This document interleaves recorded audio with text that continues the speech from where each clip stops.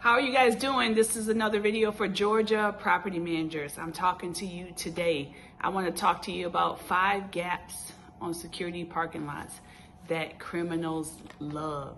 That's right, they love it when you guys have these gaps. The first gap I want to talk about is a dark corner.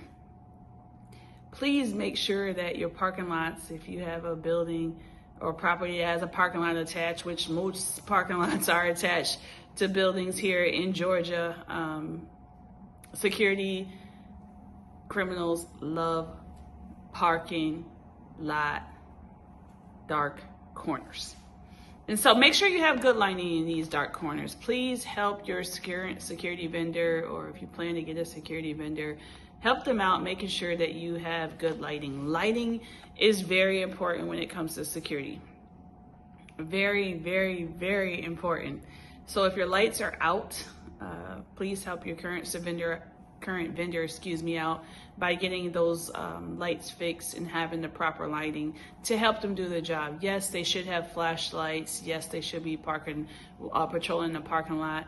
But the more lighting, the better for both parties. So we want to make sure that we have good lighting. Please look at that, Georgia property managers. Also, open access. That's the second one I want to talk about. Open access. Please make sure that you try and eliminate open access. Please make sure you try and eliminate open access. I repeated that twice because it's so important. It's so important. So you expect your security company, your security guards to do their job, but they normally have a big area or a big building to watch.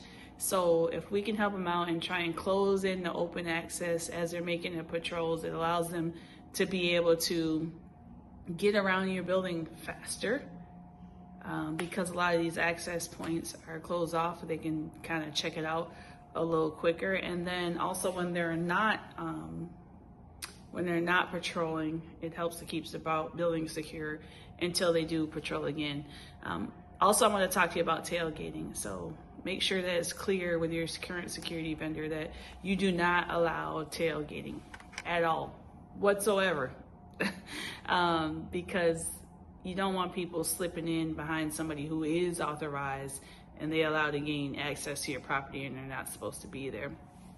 Also, make sure that your current security vendor, I think I've said this before, I'm going to say it again, that they continuously change their patrol pattern.